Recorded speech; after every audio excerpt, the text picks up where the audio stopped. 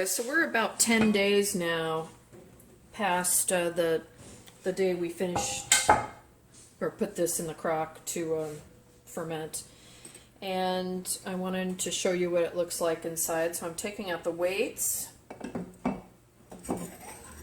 and I'll tell you, when you first open up sauerkraut, it does have a particular odor to it. It smells, well, it smells like rotting cabbage. Not strong, just a little bit.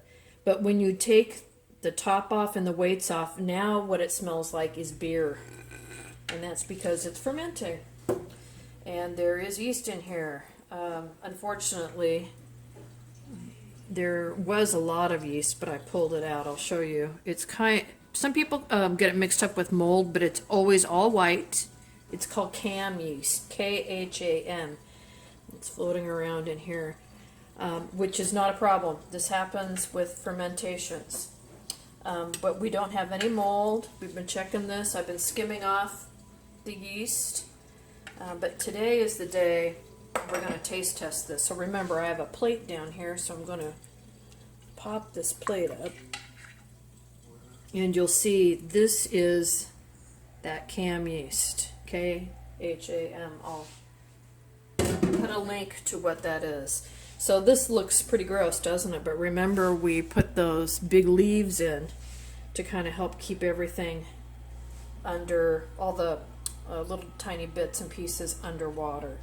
Again, my hands are very clean. If you start putting your hands in here and they're not clean, you are going to get mold. Or if one of your kids does or your partner does, you will get mold. Here's just little bits of a big piece of leaf I'm going to pull out. And that was a jumper. Alright, so let's take a taste. Is it time? Look at how much, remember how little liquid there was in there, but how much there is now? So I'm going to take. Don't be afraid. Let's see.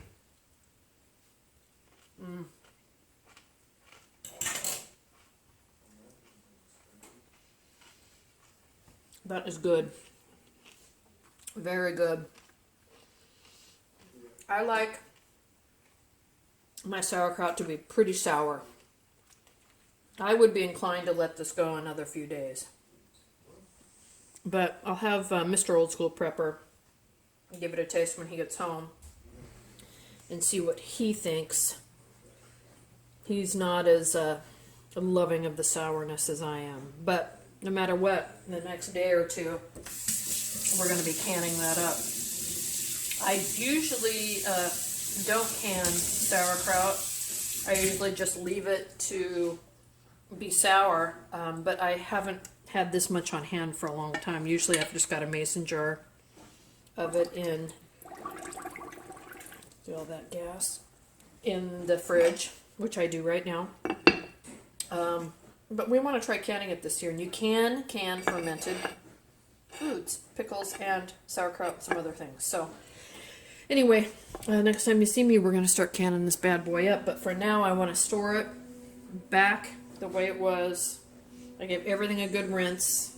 Use clean implements to poke around in there and clean hands. So anyway, next time you see us, we'll be canning it up. Yay!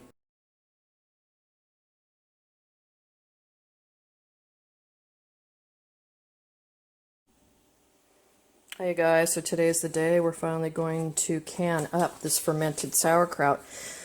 I have only recently discovered that when you ferment foods, you can also can them. I always thought that the canning process destroyed the good bacteria. I'm doing more research into that, but I had so much cabbage this year.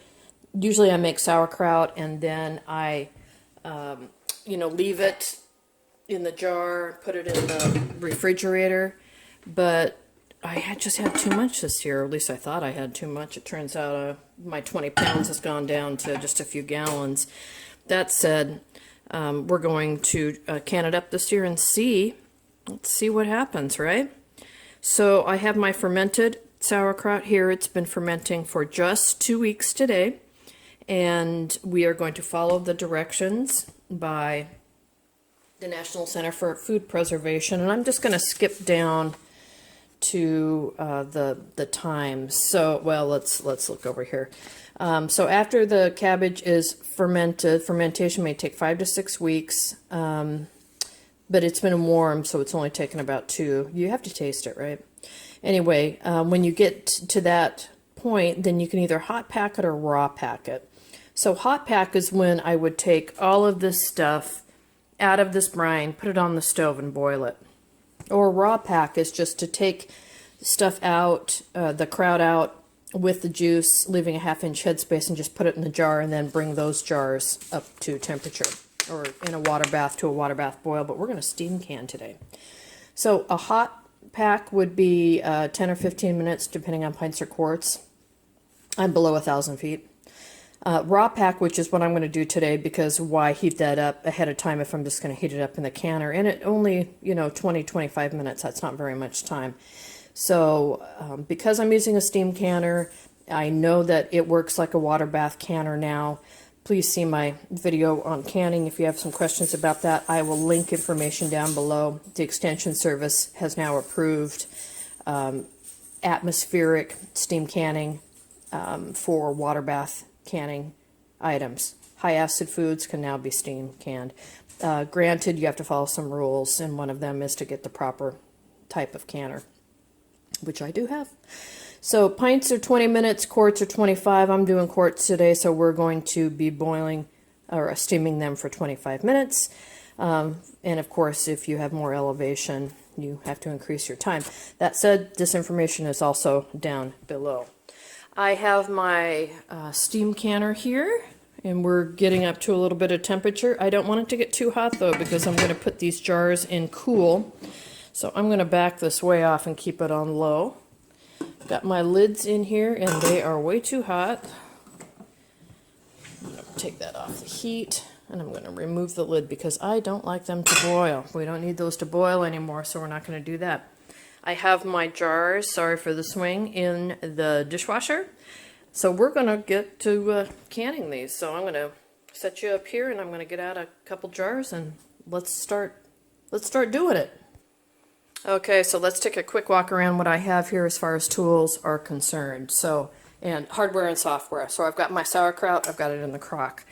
I have something on my countertop here that will collect juices if things go awry and the jar breaks or whatever. This could be a baking pan, it could be a cookie sheet, it could be just a towel, whatever you're comfortable with. I've got my jar lifter. I have my white vinegar and a paper towel, so we're going to wipe the top of the jars before we put the lids and rings on. Funnel. Magnetic getter outer, so I don't fry my fingers getting stuff out of the hot water here. And then I have a tamper, and this is what I will use to get that kraut really down inside those jars. You could use a dowel, you could use anything that's that shape. A little bat, anything that you have around. Wood is preferable. Remember, you're working in glass, so wood is preferable, no metal. Plastic would be okay, but I'm not a big fan of plastic. So anyway, why don't we do a jar together and let's get started.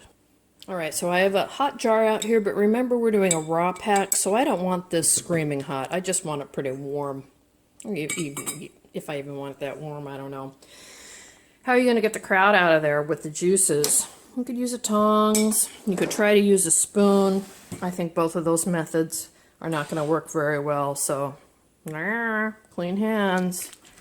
I'm going to put that over here like this. I'm going to move this over more so I can get some more of the liquid. Now, as I explained in my earlier video, making sauerkraut, you can do this whole process just directly in a mason jar or canning jar, whatever you like to call them. You do not need to do it in a big crock. That would save this step. But I decided to use my crock today. Alright, so what I'm going to do is really fill up this jar, and then I will add some juice over the top. So I'm going to be able to get a lot in here. Look at that. And see how much juice is already still in there? You see that?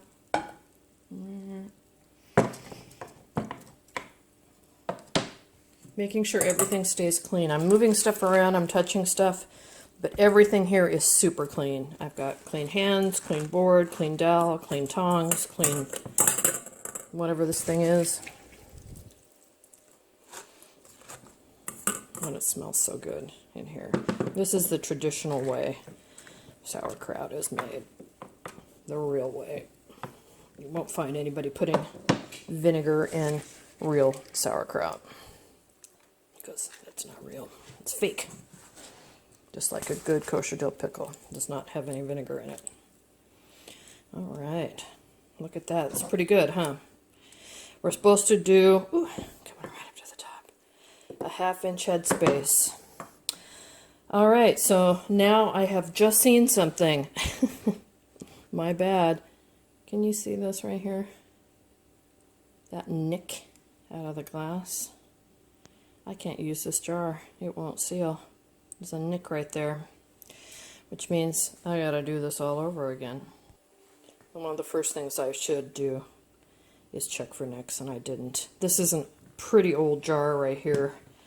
And I should have checked, but I didn't. So, but you get the idea. I'm just going to dump this jar back into the kraut hold here and restuff that jar. And I'll come back when it's done. Alright, here we are. Now we have a good jar done. I'm going to dip my paper toweling into that vinegar water, or not water, it's just 100% white vinegar, clear vinegar. We're supposed to give a 1/2 inch head space, and that's about what I have here. And now I will use my trusty magnet. Pull out a lid, pull out a ring. On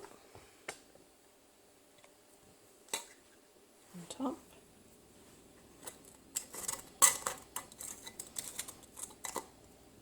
And just finger tight. Don't reef it down. You need this lid to be able to move up and down. So that's ready to go into the canner. Let's take a look at that. Alright, so my steam canner is coming up to temperature. Take this off. You can see I have water just to the bottom of the rack. Actually, it's not that hot yet, so I'm going to go ahead and just put this on there. And now I will go ahead and finish up my other jars and add them in here. I may have to do 2 batches, but that's okay. So anyway, I'll get back to it and come back to you when I'm full. One thing I forgot to mention when filling up the jars, and I had to pull that jar back out and do it, is to debubble. See how much fluid there is up here at the top? Especially with things that are like this, packed in tight or more viscous, thicker. You got to get down in there and make sure the bubbles are out. I'm just using the back end of a spatula.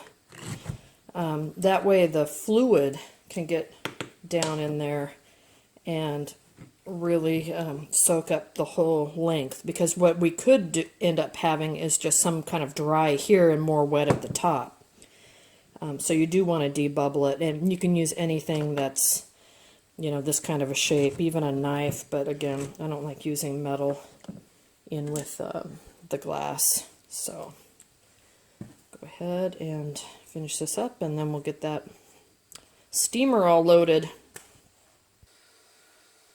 Alright, you guys, as often happens to me, and I'm not sure exactly why this is, we used up almost every bit, and it's perfect.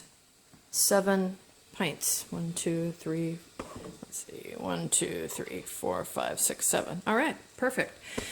So now what do? We've got the water in there. It's about up to here, 3 quarts roughly, but it goes to the bottom of that rack. So now we're going to put the lid on,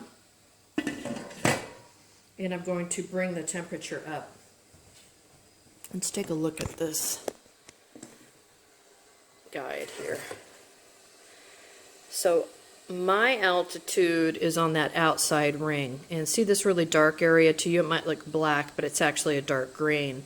So when that pointer gets to the dark green is when I can start timing.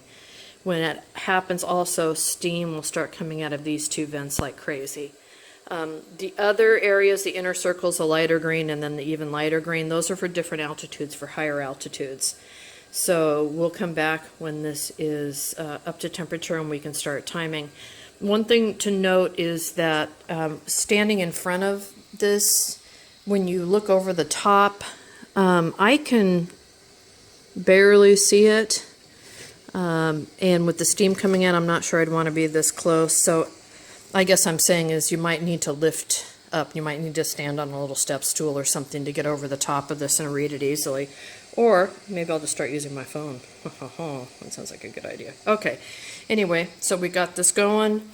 We'll turn it up a little bit and get it up to steam temperature. And then we'll come back. Okay, you guys, so we've reached the temperature and you can see steam coming out of the side of the lid, but let's go over and take a look at this. So you can see it's just reached and gone into the dark green area, just past it.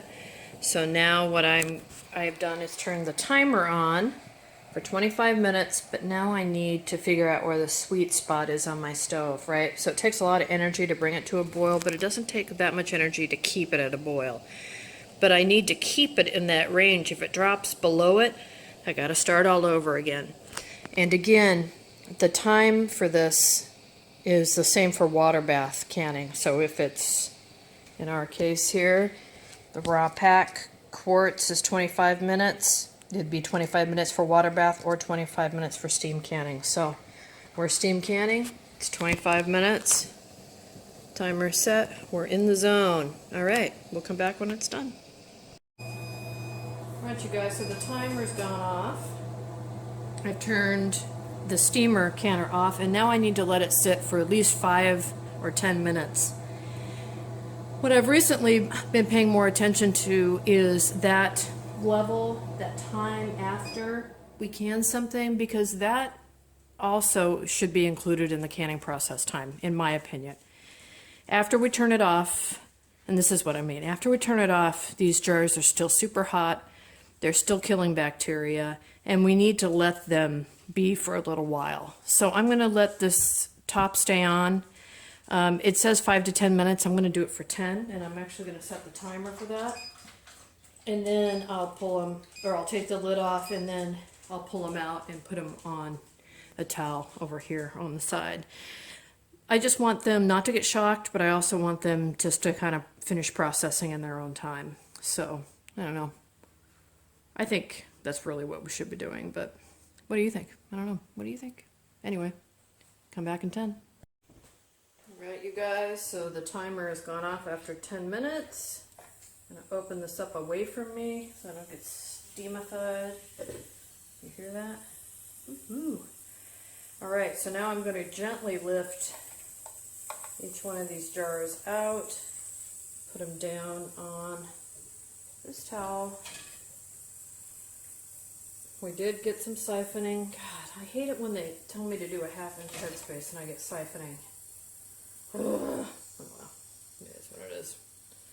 Alright, so let's just take these out, and then we'll check back and see who seals and who doesn't. They should all seal up. Oh, this one had a bunch of run out. I got cabbage on the side of the jar. Alright, you can see the color of the water. You can still hear these steaming too. But let's take a look at the water. Shows that I have siphonage. And then this is that jar I was talking about, has some cabbage on the side. I mean, I guess that could have happened when I put it in, but anyway, we'll see. We'll check back in when these are cooler, and we'll see who all sealed up. Right now, no, no, no, no, yes, no, yes. 2 out of 7. We'll be back. Hi guys. So the coleslaw, geez, I can't talk today. Sauerkraut's been out of the steam canner for half hour, and they're all good and sealed. They were bulging. Some of them were being convex when I pulled them out, but they have flattened and have the divots showing all sealed. So happy about that. Yeah, anyway, let me know if you have any questions. I'm going to be using the steam canner a lot, just playing around with it. Remember to check the information from the universities about using steam canning or atmospheric canning, and make your own decision. Figure out if you'd like to use it and which one you'd like to try. So, talk to you soon.